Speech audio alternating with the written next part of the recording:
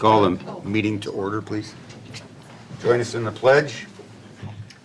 I pledge allegiance to the flag of the United States of America and to the republic for which it stands, one nation, under God, indivisible, with liberty and justice for all. Thank you. Can I have a roll call, please? Callahan excused. Houston? Here. Hannah? Yes. Kurtz? Yes. Prusado? Here. O'Laughlin? Here. Jensen? Here. Next, I need a motion to approve the agenda. So moved. Second. All those in favor say aye. Aye. Opposed? Motion carried. Do we have anybody signed in for public comment? Nobody. Nobody? I need a motion to accept and approve the consent agenda to approve the minutes for the May 9th regular meeting, the Casey's General Store 2239 Class E liquor license renewal. That includes Class B wine permit, Class C beer permit, and Sunday sales July 1st, 2022 through June 30th, 2023. Special event application for Allerton Brewing Company, June 18th, 2022. Special event application, Independence Celebration Committee, July 2nd, 2022 to July 5th, 2022. Old Rush Park Class C liquor license renewal that includes Sunday sales, May 30th, 2022 through May 29th, 2023. Allerton Brewing Company liquor license amendment that adds outdoor service for their events July 2nd, 2022 through July 4th, 2022. Sanity Room liquor license amendment reflecting an ownership change. Special event application 175th anniversary community toast, June 15th, 2022. Could I have a motion, please? So moved. I'll second that. And we need a roll call on this one or not? No, just. All those in favor? Aye. Any opposed? Aye. Motion carried. Now I need a motion to accept the claims, please. So moved. Second. All those in favor, say aye. Aye. Opposed? Aye. Motion carried.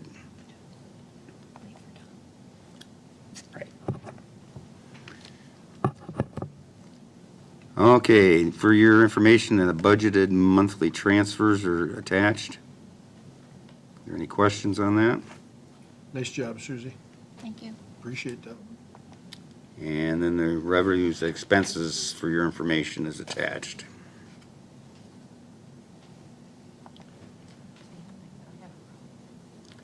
Now we go to hearings and ordinances. Motion to approve the third and final passage of the amendment to code section 63.04, special speed zones for adoption pursuant to Iowa Code 380.3. And need a motion. So moved. Second. Moved and seconded. It's a roll call. Houston? Yes. Hannah? Yes. Kurtz? Yes. Prusado? Yes. O'Laughlin? Yes. Jensen? Yes. Motion carried. Next, we need a motion to receive and file proof of publication of notice of public hearing for amending code section 55.17, number of animals limited. Can I have a motion, please? Is this the one for 40 animals per household? Dave? It was 20. Oh, 20. I'll make that motion. Second. I think it's for 5 of them. All those in favor? Aye. Opposed? Now we need a motion to hold the public hearing. So moved. Second. All those in favor? Aye. Aye. Opposed? We are now in public hearing. Have we had any comments on that? I haven't received anything. No comments at City Hall. The comment I have is we go from 20 animals to 5, and how many people possibly have that 5 mark or over, and they were told, you know, would we do this a year ago? I don't know. That they had 20 and now it's down to 5. I think this is, I don't think we would have an issue, if you currently have the 6 animals, until one passes, then you would already be grandfathered in. Again, this is not something I'm coming out and asking how many dogs you have. This is when I have 20 cats living outdoors at a house that they want to take care of, that this takes care of that. There's also the provision still within our code that shows for breeders and those licensed breeders. It also then, the changes that we made in there will also help us to enforce the numbers, because what we have is, when we have the large numbers, we also have them not being taken care of in a good manner. It solidifies both of those things into the code on the number of animals, just instead of care and taking care of animals. Those are separate codes. This also brings that together. And these will be outside and inside animals. This is outside and inside. And again, one of the city workers that I spoke to has 4 dogs. And, he said, are you going to make it 3? I said, no. I said, we're okay. But again, it's when we get to the hoarding issue and we can get to that.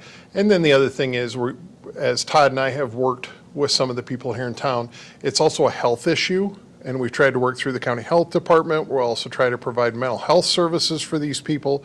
So it's a multifaceted issue. If we have this on our side, then we can say we have a definitive, it's 20. Now it's 20, and they'll say, well, I have 19 or 20. Well, that's unsafe for that person and unhealthy and not good for the neighborhood. If we cut it back, then we can cut it back. Again, this is not a proactive law enforcement thing on my part. This is a tool that we can use when we do have these issues. This doesn't cover like tropical fish or anything like that. No, you may have all the tropical fish you wish to have. You may not have pot-bellied pigs, though, but you may have all the tropical fish you want. So let me know. I'll bring some back with me next week. Any other questions or concerns?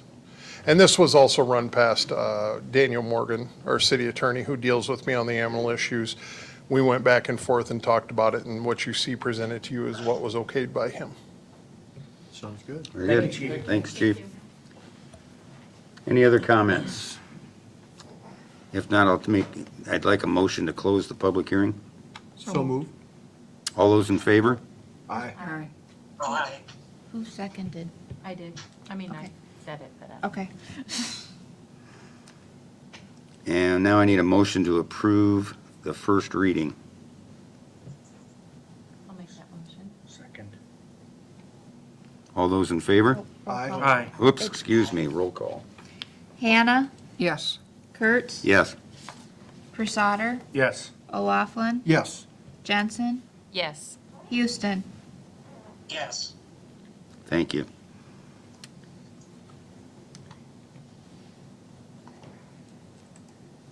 Next, we have a resolution, Independence Light and Power Board of Trustee appointment. I was contacted on May 15th by Stephanie Harvey, a current member of our Light Plant Board, and she is going to be moving to Urbandale, Iowa. She's already bought a house down there and has hers for sale.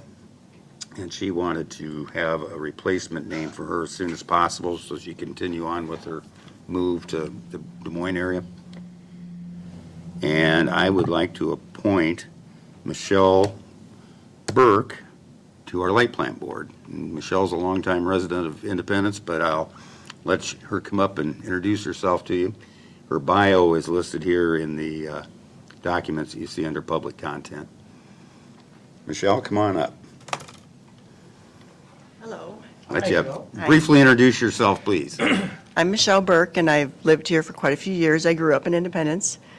And John contacted me about, being on the Light Plant Board, and I've worked there before and have a little background with my husband being in utilities for years. I mean, he has it, but I was traveling around with him a lot. But I think I'm interested in it, and I would like the opportunity to do it if you guys think I'm worthy of it, so. Thank you. I appreciate your stepping up. Yep. Thank you. Thank you A very good resume. Thank you. My only question about it is that you had mentioned another name I seen. Yeah. Is that a person we should consider? I weighed all the candidates and I made the decision. There was more than just the one candidate? There were several I had on a list, but Michelle was the one I selected. If you're keeping a list, maybe just add this other person to the list for the next opening. Well, and that's one of the things, and that was part of the reason I reached out to the entire council, is to get suggestions. Mike made a suggestion 2 days after I had already made my selection. But, There'll be other openings, I'm sure. yeah, but I appreciate the input on names, because we always have openings on boards and commissions, and it's really difficult finding people. Could I have a motion to appoint Michelle Burke as our new member of the Independence Light and Power Board of moved. Trustees? Second. All those in favor? Roll call. Aye. Sorry. Slipped another one by me. Roll call, I guess. Prusado, Yes. O'Laughlin, Yes. Jensen, Yes. Houston, Yes. Hannah, Yes. Kurtz. Yes. Okay, welcome, Michelle. Thank you. Thank you. Next, we need a motion to approve a resolution approving the amendment to development agreement. And you want to explain this one, Al? If we can have a motion in a second, I'd be happy to. Okay. I'll make a motion. Second. When Tyson came back to town, they entered into a development agreement with the City of Independence for some tax increment financing incentive. There are 3 years left on that incentive. They have sold that property to Heartland? Heartland, Blue Buffalo, which is a General Mills subsidiary. This development agreement then is eligible to be transferred from Tyson to Heartland, but it would take council action to do that. And staff is recommending that we do so. It is part of the asset base that Heartland has purchased. No real reason not to, is there? No, Any we other- have done this before. It's fairly standard practice, so I think it's the right thing to do. So they'll get the TIF for 2 more years? 3 more years. more years. Yes. 3 payments. Or 3 payments, I'm There, sorry. it's a biannual payment, so really this- it's the one you guys already approved, and then next year, there's 2 payments. 1 year. I apologize. Some are 2 times a year, most of them are once a year, so. Any other discussion? If not, I'll ask for a roll call. O'Laughlin, Yes. Jensen, Yes. Houston, Yes. Hannah, Yes. Kurtz. Yes. Prusado. Yes. Okay, next on your agenda is a motion to set the special election for the mayor vacancy, and we have selected the 19th, I think, wasn't it? Yeah. Yeah, 19th, July 19th. So I need a motion. So moved. Second. And let's do a roll call. Jensen, Yes. Houston, Yes. Hannah, Yes. Kurtz, Yes. Prusado, Yes. O'Laughlin. Yes. Al, just a question, how soon can people take papers out for that? Your action tonight will trigger the timeline for that, and I'll work with Chris to get that information out as soon as we can. But until we had that date, that Right. filing period was in flux. So Okay. we'll get that out to you as soon as we hear. It should be soon, in the 60, you have to have papers out 60 days prior to, I don't don't think on a have- special Let's go election. back to that email that Yeah, talked about all that. Yeah. I'll work with Chris. She's got the timeline as to what we have to put out there, but we'll get it out as quick as we can. And working with her on these dates, I know that she has that, so. Because she kind of picked the 19th, which her schedule, didn't she? Well, that was her request, yes. And I thought she did a nice job of explaining what the options are.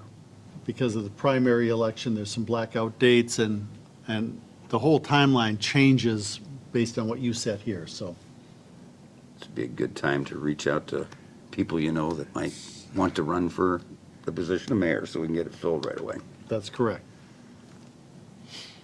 Okay, next on your agenda, motion to approve the Spargrove Development Agreement extension request. In working with well, we should have a motion in a second. Make a motion. Second.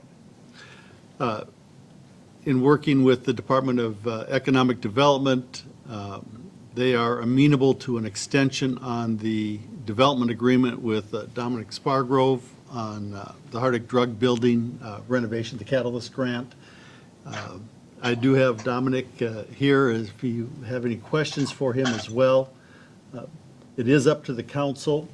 My recommendation to the council is that we grant a 6-month extension, and you go from there. Again, Department of Economic Development is on board with it, and they are willing to extend it if the council is. Where does the 6-month extension take us to? October? Well, right now, June, what did I put in here?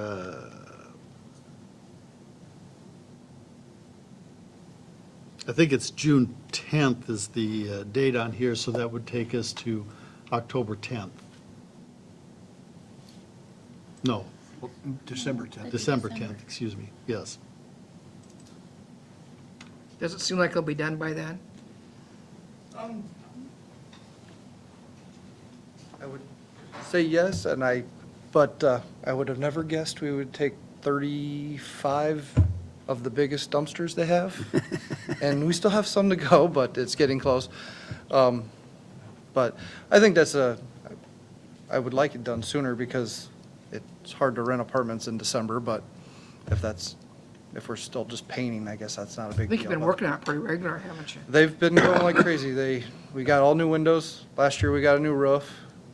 Ironically, the new roof leaks, but in the same spot the old roof leaked, but they're gonna come and fix that. All the windows are in. I think we're waiting on 2 pieces to rewire the whole building, which, if you've ever been to the barber shop, it ran on one 30-amp breaker. So running a barber shop on a 30-amp breaker that is just old screw-in, they'll all be brand new, rewired, and done the right way it should be, and it'll all be disconnected outside, so the fire department comes in, they got one main disconnect, so they don't have to worry about that problem.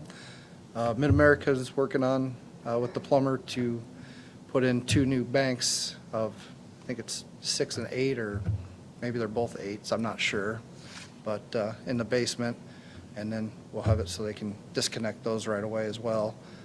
The plumbing is being totally brought up to date, and that's kind of going slower than I was hoping, but I think we have to get a whole bunch of this fireboard to do our fire separation, so it sounds like I can order that, and who knows when it'll show up is the biggest problem, but if it shows up, they can start putting it down in some spots and start our fire separation. That'll be our biggest one. We're using a lot of the original walls. We're just kind of filling in doorways and stuff, and trying not to block a window and whatnot, because we just spent a ton of money on windows, but, and then the tuck pointing, when they were putting a window, a keystone above one of those arch windows about fell out, so tuck pointer's going quite well. He's kind of just doing it on the weekends, but seems like that's going good. I haven't got to see the corner yet, that in the alley. That was a big concern of all of ours, so I think that was his next thing, but He's working on it this weekend. was he? Okay, because he was supposed to work on that, and then that keystone about fell out, and I'm like, okay, that's probably takes precedence over that, but it looks like he's got that one done. I didn't get a chance to sneak around the corner to look at the other stuff, but he's got the one way in the back corner done. That one looks really good. And then I think we had the structural engineer come in for that back porch, and we had a few cracks. He said it was no big deal, but we're gonna have those filled as well. So it's coming along. It's just hard to, I think we'll be fine, just because appliances we can get now and bathtubs and stuff should be all good. That was our biggest holdup, and I would have never, I know it was 12,000 square feet, but I wouldn't have guessed it took all summer, or all winter to get that thing gutted. And thank goodness Todd was able to help me get another contract. We had 2 crews going in there trying to gut that thing, just because Eric's crew was going pretty good, but it was just, there's so much of it. And it was, when you're going from one end of the block to the other to haul it out the back window, it's been a chore. But we do appreciate you guys closing the alley for us, because that's been huge. I don't know how else we would have done it, so. But I think December's a great goal. We might not get tenants until March, but we should be able to do that, no problem. We do have the option of a little bit more time than that if needed, but at this point, I think the 6 months I think gives we're- Dominic a good start on this, and then if something, we have extenuating circumstances, but we still have good progress, I think the council can consider it at that time, but right now, I think the 6 months gives us all a little bit of comfort that we're moving in the right Yeah, direction. our biggest holdup right now is that we're putting a 16-panel breaker box in on the outside of the building, and I think we're waiting for 2 little pieces to be able to actually put it together. But it took 4 months to get the actual panel. So, then the windows showed up finally, so that was a huge one too, because those got ordered last year sometime.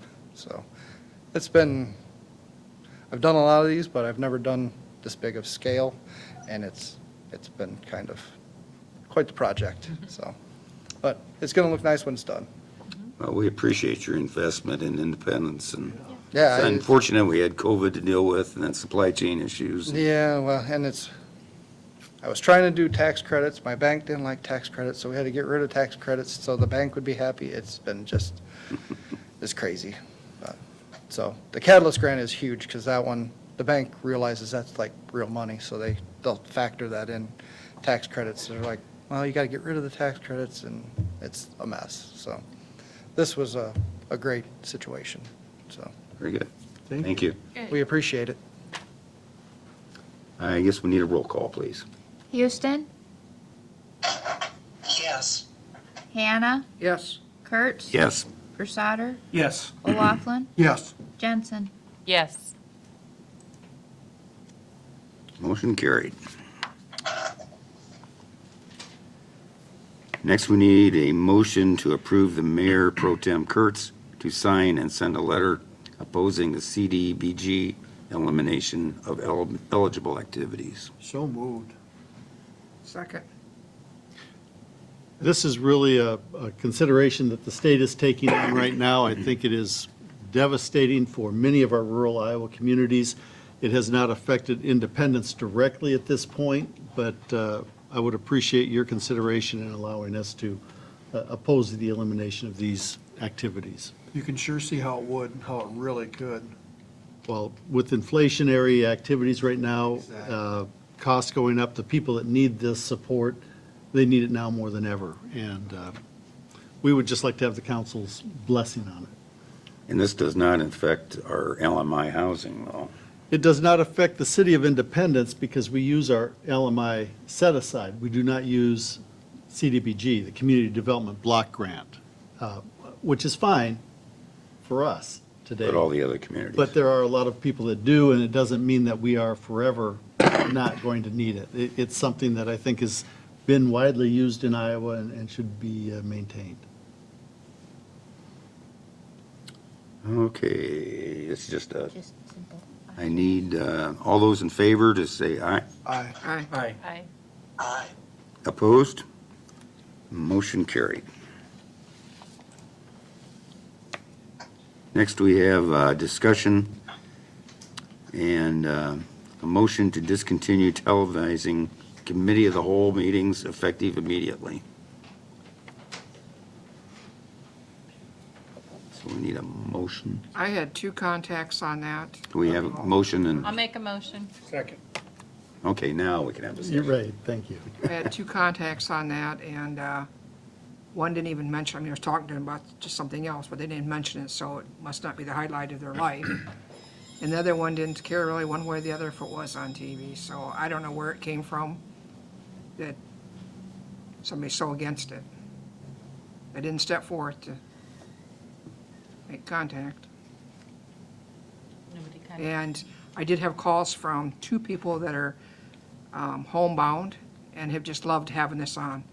They can sit and watch this and know a little bit more what's going on. And so, community-wise, the people that talked to me, nobody was against it. So, I think it was a good thing that we did it. Transparency, that's what the community wants. I think I think it was a good attempt, Yeah. you know, at doing it. I think that we definitely did that. The individual that I talked to, and I only talked to one, that brought it up to me, and once I explained from the departmental head point of view, they completely understood because they wouldn't want to do that either in their line of work. So that was where it ended with them. They were, So one person's gonna decide this, one person, excuse me. one person that is against it. Well, I think there was multiple department heads that spoke out against it, wasn't there, gentlemen? I've been approached by 4, so. Yeah. Against it? No, I talked to 4, and they were- Against having it televised. the 4 I spoke with were not, said either way, vote either way you want. Hmm. Yeah, 4.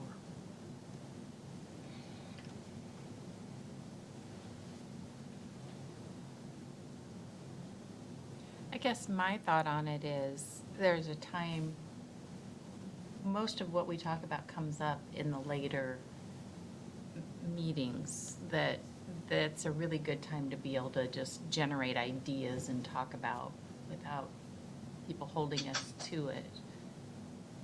I see it kind of as a working meeting more than anything.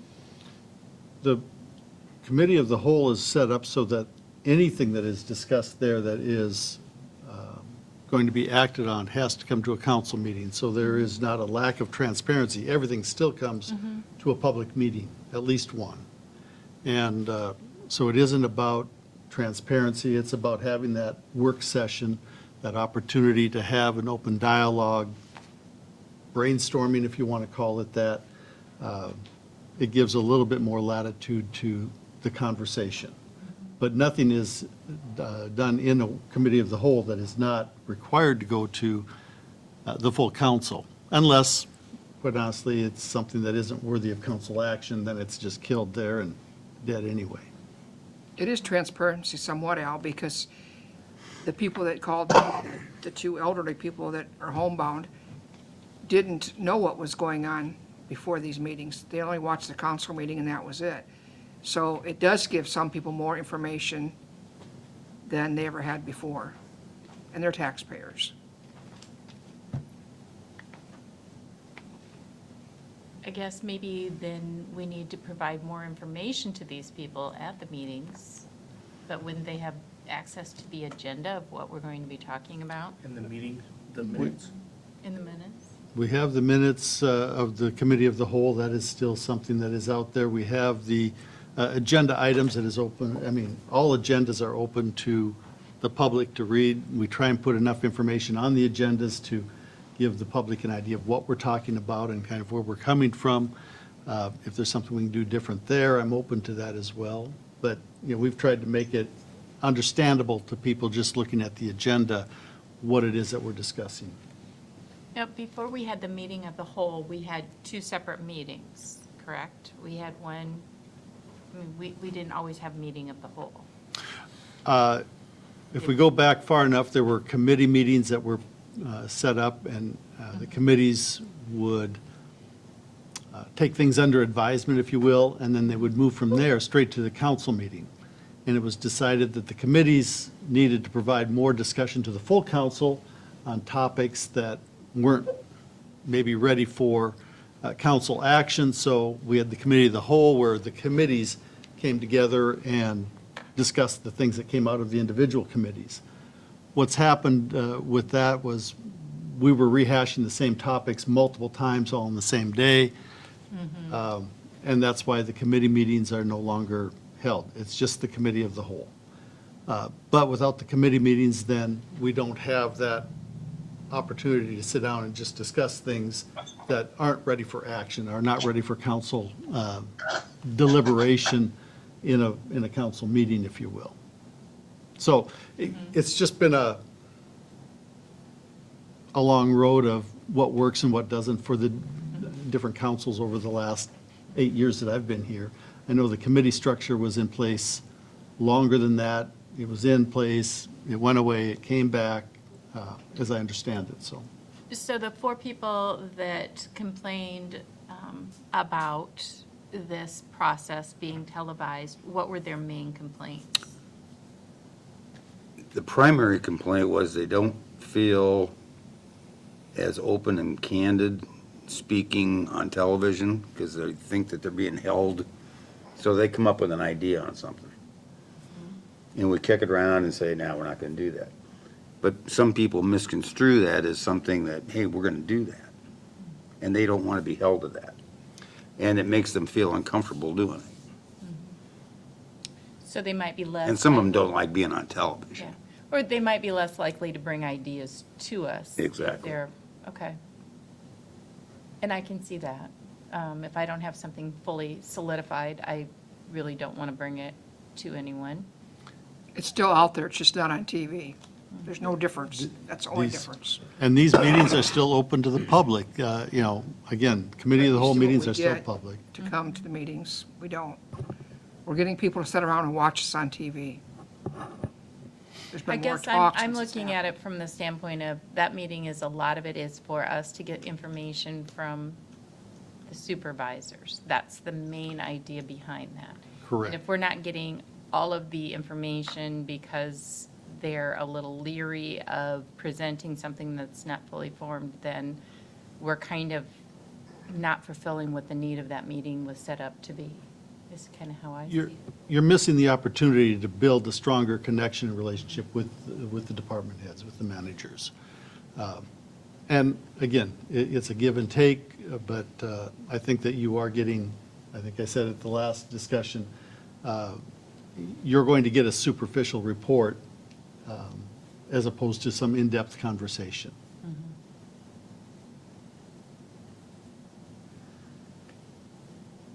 I think that's a matter of opinion. I don't see it that way.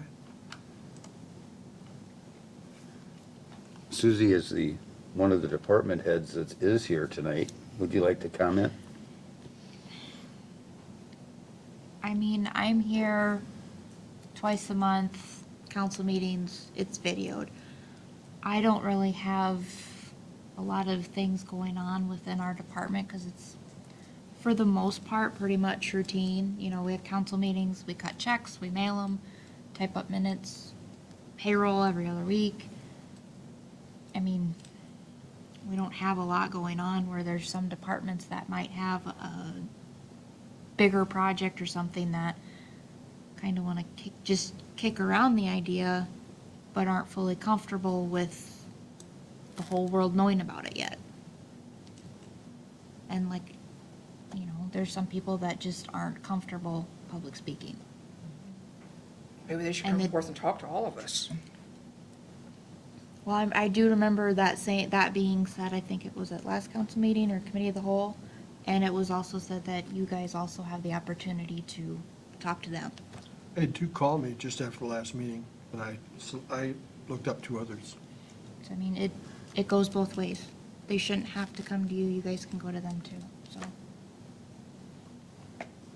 Chief, do you have any input for us on this? Why not? It's an awfully large sigh. If that was an effort sigh or a, No.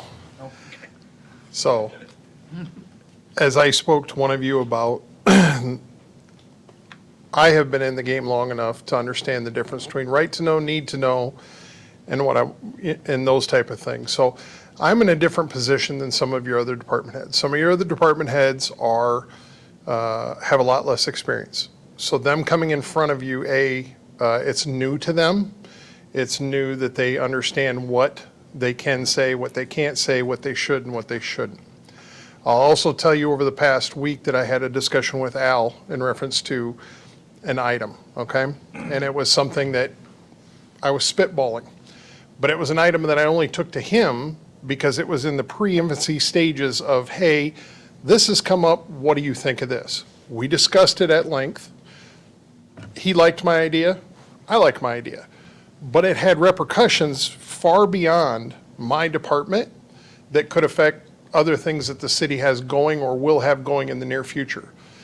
To bring that item up in the committee of a whole, it may have hurt us in things down the road. And so, it's that controversial within something else. It's not controversial what I brought to him, but the implication if it went out into the public, it would be, well, they're trying to do this.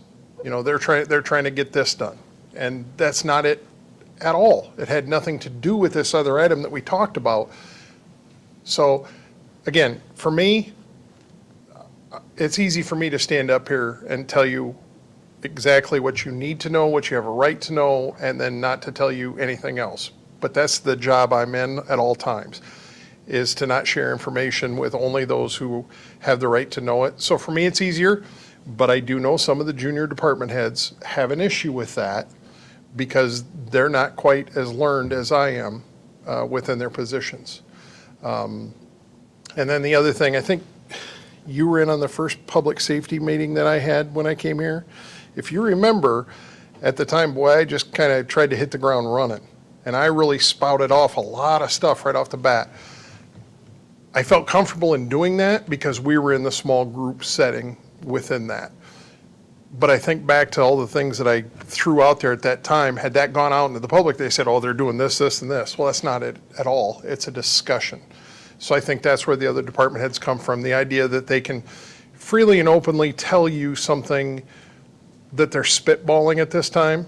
It's not an idea, it may not even be budgeted for, but they're throwing it against the wall because 6 months down the road, they may want to change their CIP to include that.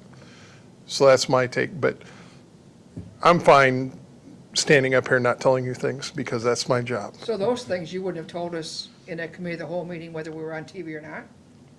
No, those things, well, two things. The one I talked to Al about the other day, I knew that this is so infancy stage that I wouldn't have had to come to you yet.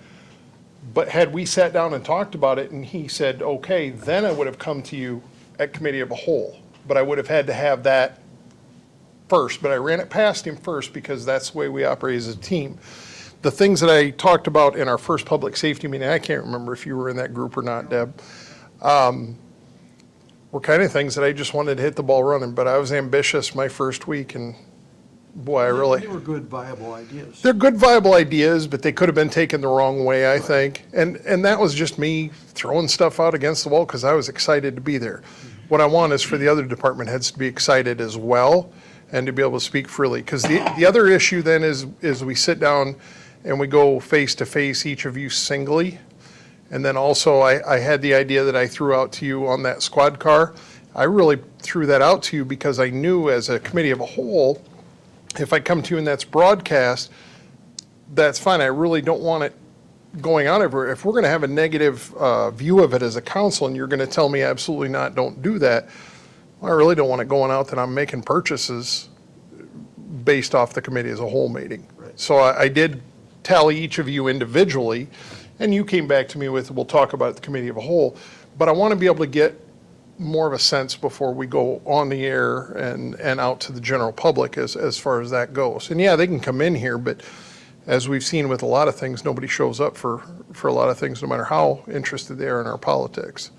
So for the junior department heads, I would say it's a big thing to them, and I would take their thoughts into consideration. Excellent comments, Chief, and thank you for. Sorry, I won't escape. Don't you have department head meetings? Twice a month, we have department head meetings, yes. So can't things like that come up there before it makes it to us? Well, there's a lot of things that come up there before they get here, absolutely. But that does not include the council, and the council is the decision-making body. Department heads can have all the ideas in the world, but this is still where the policies are made, the priorities are set. So the council's role in this is maybe more significant than some people realize. I think that you have an opportunity to build a network with the department heads, a team with the department heads, if you allow it to develop. Thanks, sweetheart. I think we need to listen to the department heads because, God, Dave was one I talked to, so I actually talked to 3 of them. And we've only got, what, 5 department heads? Not 8? Really? Laura, Bobby, Travis, Brad, Dave, Susie, Dick? Dick. Todd, airport, Eight right periodic. there.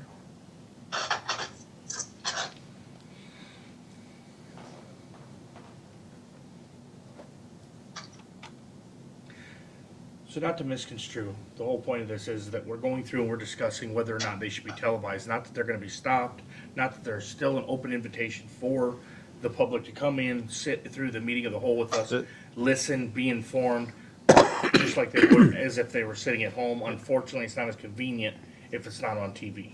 Correct. The whole issue is the council has no legal requirement to broadcast any of our meetings. We choose to as a courtesy to the public. You do have a legal requirement to advertise, post an agenda, and have an open meeting. And the committee of the whole is an open meeting. Anytime you have a majority of the council, that's required. We maintain that. So the only question here is the courtesy of broadcasting the committee of the whole. That's the only question.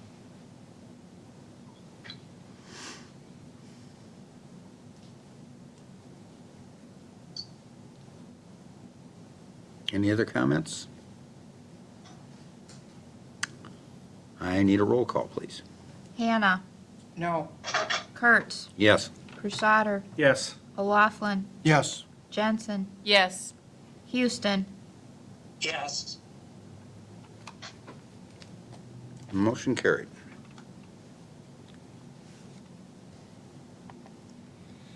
Next, council rules of procedure update. This is a discussion item only. There is no action tonight intentionally. We do have City Attorney Steve Leidinger on the line, and I'll let him, this is really his topic, so I'll let him carry it. All right, can you hear me? Yep. Yes. All right. Sorry to have to do this remotely. I would have liked to have been there in person, but that wasn't possible tonight. So basically, what we have here is the product of Mayor Hill contacting Holly and I and coming down to our office in Cedar Rapids and meeting with us. His principal concern was adding the best practices for council members and mayor. That last sheet of the rules of procedure to set some expectations in terms of relating to one another and engaging with one another and promoting, civility and having everybody on the same page in terms of what's expected of them. In my conversation with him, that's kind of something that he saw as kind of what he wanted to accomplish during his 4 years that were cut short. So what you have here is a minimally edited version of what he brought to us. I kind of wanted that to go out to the council for discussion, more or less, as he intended. Obviously, you're the council.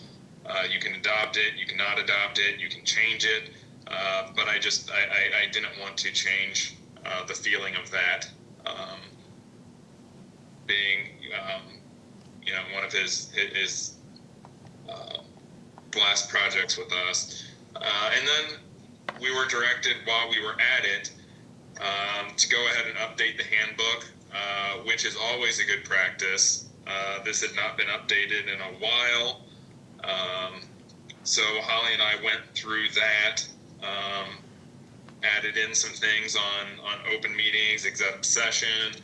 I think some helpful things on when public hearings are required and not.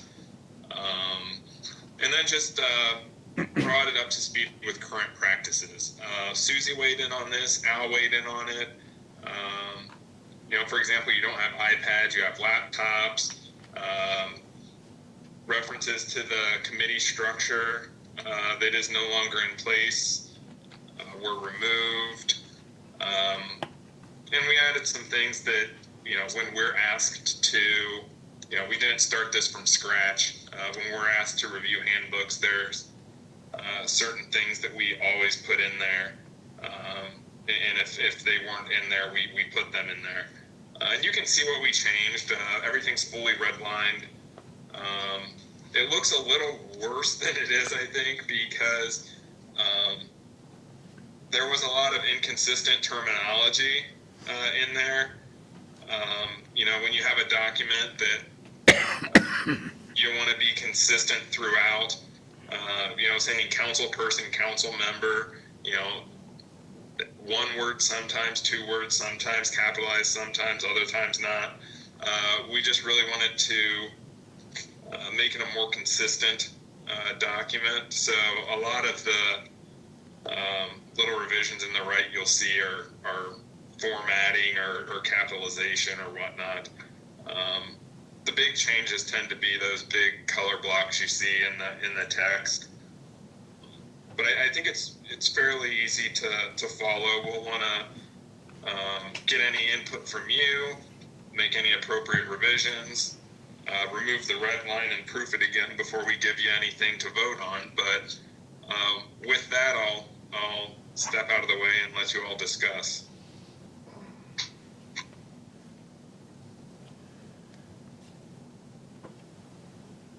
Who would like to start with comments? I didn't realize we were that in need of an update on this. Well, I know, like, I have to update my manual every year. It's just something I have to do. So I think that is something that's expected of entities, that you update. Like, things change so quickly. I have to update yearly and send it in. So I'm assuming that it's been a few years since this was done, and it probably should be something that's just probably done on a yearly basis, and it wouldn't be quite so extensive as this. I think Steve brought up some good points about consistency of how we reference things. And that alone is probably very much needed. And it makes it look a little more professional and accurate when it's consistent all the way through. I think the most stark example is the fact that we no longer have Dave and his staff at the police department deliver council packets to your door. I see that in there. I thought, So, as an example, why do we have to update it?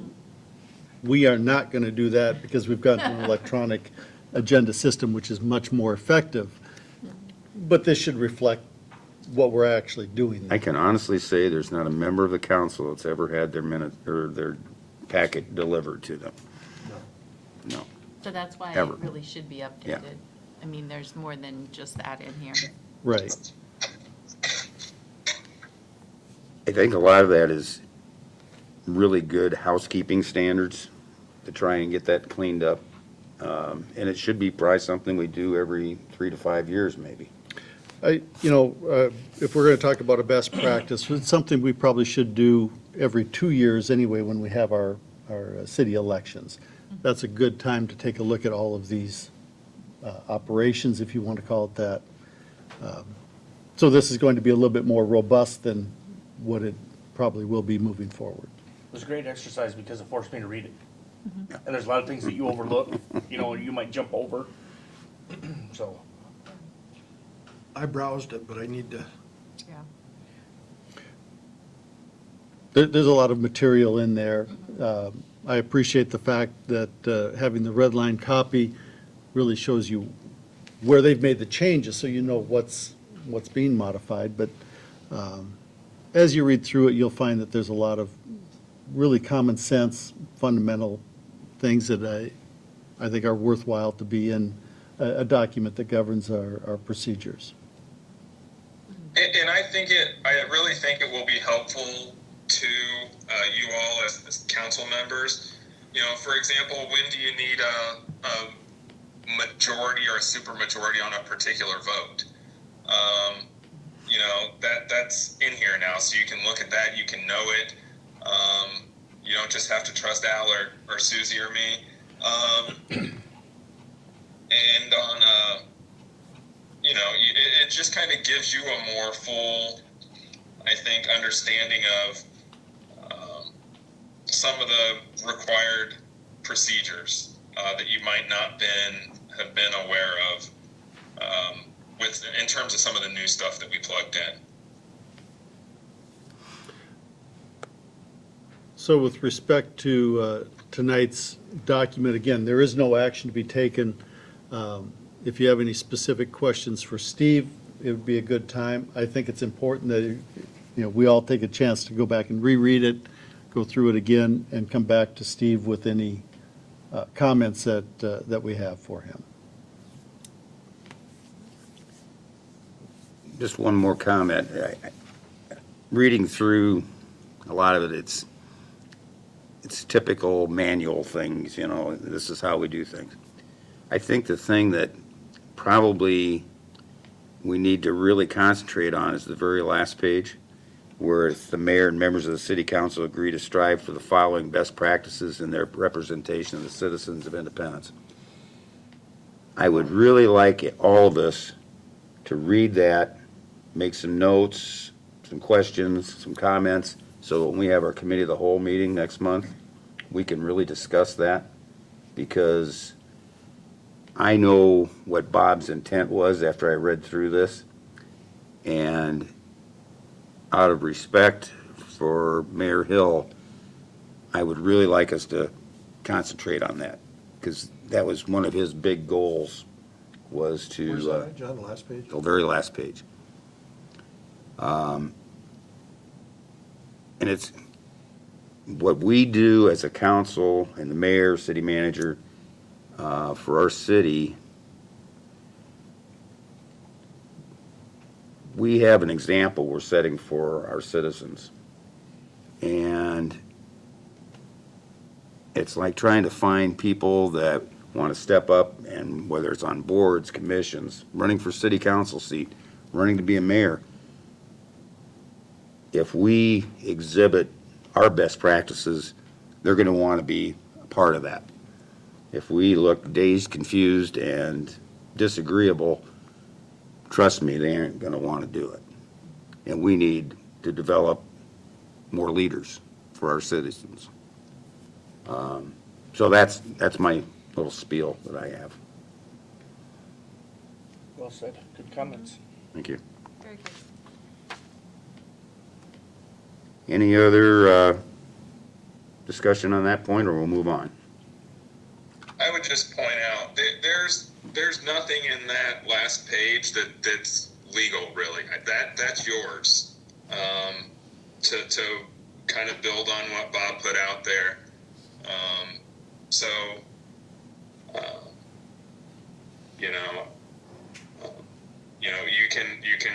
you can run with that and build upon it. I'm sure that's what was intended. So I'll help with that to the extent necessary, but it's that page is really yours. There's with the exception of a couple statutory references, that's not legal. It's aspirational. It's what do you want to do and what do you want to be. So Thank you, Steve. Thank you. Next, we'll go to the engineer update. Mark? Thank you, and good evening. Just going to give you a couple updates, primarily on the 150 reconstruction project. Segment 1, storm sewer work, is going to be completed this week. They are making one connection at the south end and then finishing the final intersections storm sewer within segment 1 this week. Segment 2, the asphalt has been removed from the existing street, and the concrete underneath that will be removed this week, so they'll have all the pavement removed. And the water main installation in segment 2 will start late this week, but most likely next week, either depending on how the rest of the week goes for them. Then the crew that is removing the pavement in segment 2 will jump to segment 1 and start the preparation work for the pavement subgrade and subbase. So that's the work you're going to be seeing over the next couple weeks for that project. Liberty Trail South extension, I think you've been updated on this, but we had the pre-construction meeting and the contractor is scheduled to come in June to start that project. So that's all we've heard from them. We've gotten some submittals and some shop drawings, so that part of the process is moving along. And the last item is an item that Mayor Pro Tem might want to weigh in on. It's the Enterprise Drive Phase 2 TAP application meeting. He and Brian Crawford attended that at Intercog last week. There were 8 applications for TAP projects. 3 projects were awarded based on the funding amount that was available. 2 of those projects were county-sponsored project. One of those was at Fontana Park. And then there was a city-sponsored project that involved Safe Routes to School project. Like Mark referenced, it was overwhelming how many projects were out there.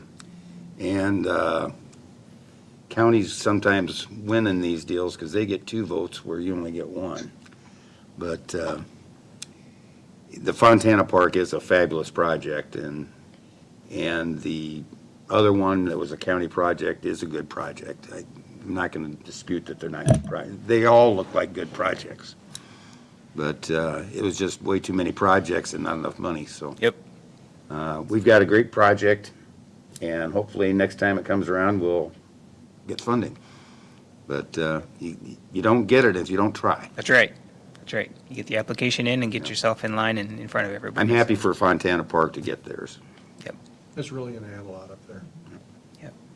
So that is all I have. I'll be happy to answer any questions. I don't think so. Thanks, Mark. Okay, thank you. Thank you, Mark. Okay. That brings us down to council members.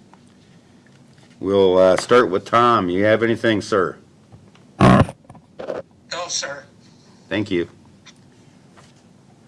Deb? The only thing I had was, maybe it's directed toward the police department, was one call about, I think I've got somebody new in my neighborhood that's possibly handicapped. And the complaints of how many people park their vehicle on the sidewalk part of it. They pull into a driveway, but they're on the sidewalk. And they gave me 4 addresses, and I went past all 4 of them.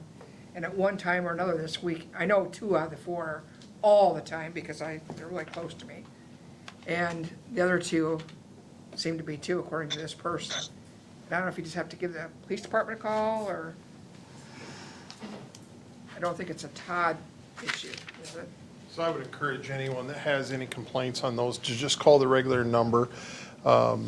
As you saw in the last monthly report that I gave you, our people are quite busy, and we have been stepping up our enforcement within the detour zone.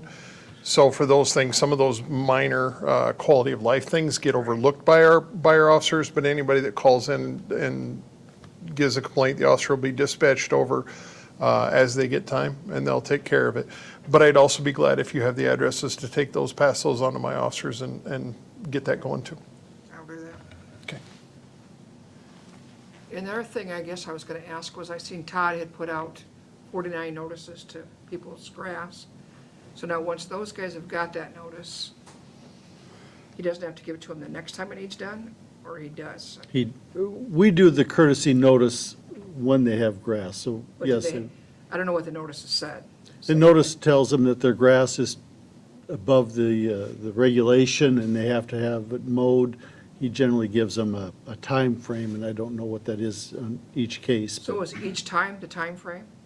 yes, I think it's 24 to 48 hours. yeah, I think it is, but again, it'll depend a little bit on What's the length of the? 8 inches. 8 inches. So if it exceeds 8 inches, we're not out there with a yardstick. It has to be pretty tall before, he's out there, but Pretty tall. I understand, yes. I thought I understood it that they only had to give the notice the one time, and that was their notice. And they need to keep it below the 8 inches, or the city could mow it. Legally, we can, but the question was, do we go in and mow their lawns without giving them notice that we're going in to do it? And I don't believe that we have done that. And I think as shorthanded as the Parks Department was for mowing people, they prefer to exhaust other means before they have to go in and mow. Right. But I'd say out of those 49 people that got letters, a lot of them must have got mowed, because The majority got mowed, yes. And And if you look around, it's dandelion season, so dandelions are immediately 10 or 12 inches pretty quick. there's some Right. bad yards. I mean, Yeah. I probably overmow, but I've mowed 6 times already. and this is our first mowing, I mean, I don't know how that works, but it just seems like that's all Todd's gonna get done, is if these 49 people, and there's more than that, obviously, he's going around and getting these letters, that's all he's gonna do all summer long, and then they're pretty unnecessary if they're getting mowed.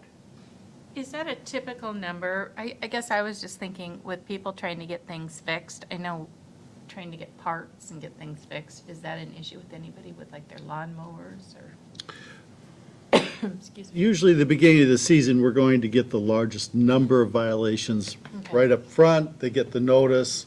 The conscientious folks are going to be back, and mowing, we won't be back at their place again. Doesn't mean there won't be other ones that don't creep up over the course of the summer. Somebody's lawnmower breaks down, somebody gets a bad attitude, and it gets hot out and they don't want to do it. I mean, it can be a combination of things, but I think this would be a high number at the beginning of the season. Same with snow removal, we always get the biggest number of notices going out at the beginning of that season. So, while I do think that number will come down, our challenge is the Parks Department, who we utilize to do the mowing and the violations, they're short-staffed. We're going to have trouble getting those folks out there to do it. The alternative is to hire people to do it, but we have trouble getting them out there as well. So we're working on it, we'll continue to work on it, but most of the 49 have been mowed, but not all Does it of tell them. on those tickets what the fine is if they don't get it done? I'd have to go back and look at it. I believe it does, Deb, but I'd have to go and $200 look a at it. pop to start out with. You can find somebody, I think, to mow your yard cheaper, so I just, I will tell anybody who's listening, it is far cheaper to hire somebody to come in and mow it than it is to have the city do it. Even if you think it's expensive when they quote it, it's gonna be cheaper. The city does not do it because we're a lawn care service. If we do it, it is a fine, and it's a steep fine. It is cheaper to hire somebody to do it. put it out there, it's $200 to start, and each time it's $100 more. Gets expensive. Do the math, if you've got it mowed 6 times, how much you're paying. And I think last year we had 2 that were $500 violations. So that gives you an idea that it does go up and it gets expensive. One was a corporate, wasn't it, that we couldn't, USDA seems to be the worst violator, and when we send them the bill, they pay it. I'd rather they come out and mow it or hire somebody, but that seems to be the worst They violator. are the one this year, so. Yeah. Maybe send with them some of the people who are looking for mowing business. Well, I don't know, the one in my neighborhood, the USDA, the vehicle that comes says it's out of Polk County. I don't know if that's where they're actually from, Yeah, I don't know. but maybe that's, no idea. Do you have anything else, Deb? Big Okay. mouthful. Go to Brian. I don't have anything. Mike? nope, I'm good, thank you. Okay. No, I just had that question about the firewalls in the duplex that burned, and you answered that, so thank you. Good. Anything from Suzie? Not tonight, no. Anything for the chief? So, I've got just a couple quick things.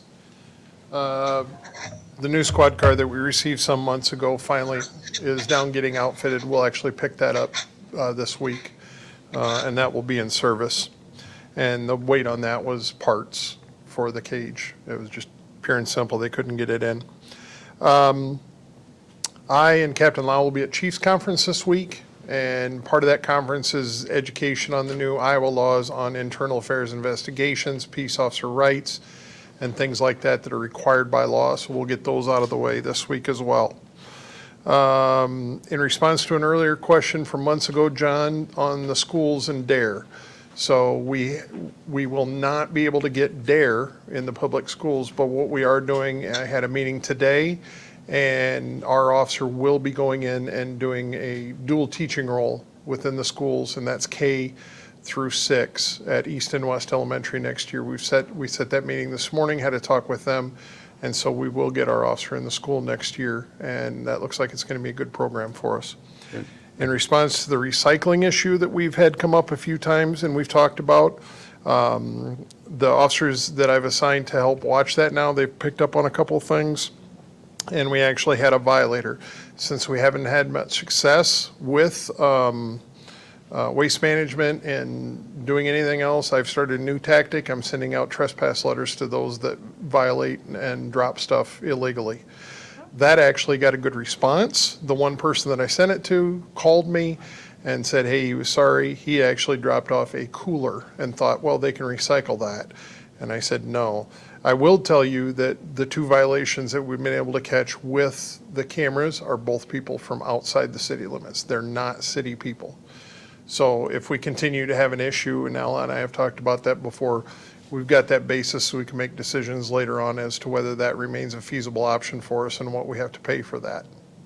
So that's all I have for you. Thank you, Chief. That was up at Waste Management? Yes, at the recycling center. Has there been any violators out here? Because the dumpster was full this weekend, the garbage thing. Well, if the garbage thing is full, that's a bonus because it's not laying in the trash or in But the it's trash, brush. bags of trash put in there. We don't necessarily encourage that, no. But we have had, to the credit of the community, and I appreciate it, I think we've had 4 phone calls in the last 2 weeks of people saying, hey, can I put this in there? And in every case, the answer was no. It was not brush, tree limbs, leaves, grass. But I appreciate the public that have clarified that before they drop it off. Back to Todd and Dave's folks for reaching out and making sure that people know that we're watching and we care, but the public have asked and we've been able to curb some of that. I think the signage that they put up down there saying this is for tree limbs, this is for stumps, this is for lawn debris, really has helped keep that area looking a lot better. And I think our crew has been doing a great job cleaning it up too. But Right, and we cannot take landscape timbers, I know they're wood, but they are not tree limbs and brush and grass. We cannot take sod, because that has dirt in it, that's very hard on the folks that come in to grind this up. So that's more of a construction disposal, if you will. There's a pile of that out there a day or two ago when I took stuff out. Well, we got one person to stop. And we did have a successful prosecution of somebody who dumped a bunch of cardboard down at the tree dump as well. And again, they weren't from the city of Independence, they were from somewhere else. And our city attorneys did a great job in prosecuting that, and they actually pled guilty and paid the fine. So the system is working on our end for the enforcement side. Good. very good, thank you. Good news will travel fast. That's correct. Al? I had 2 things. One is the mayor and council received a letter from a gentleman from Stockton, California, complimenting us, not in a kind way, about our speed cameras, and was frustrated with the fact that we don't have any signage out there warning them that we have speed cameras in place on First Street West. I did drive it again. The signage is still there, but I do have the letter here if you are interested. On June 17th, the Chamber Golf Outing, the city has 4 slots for anybody who is interested from the city in participating in that. And is it June 11th? We're going to have the, June 11th is the Waste Amnesty Day.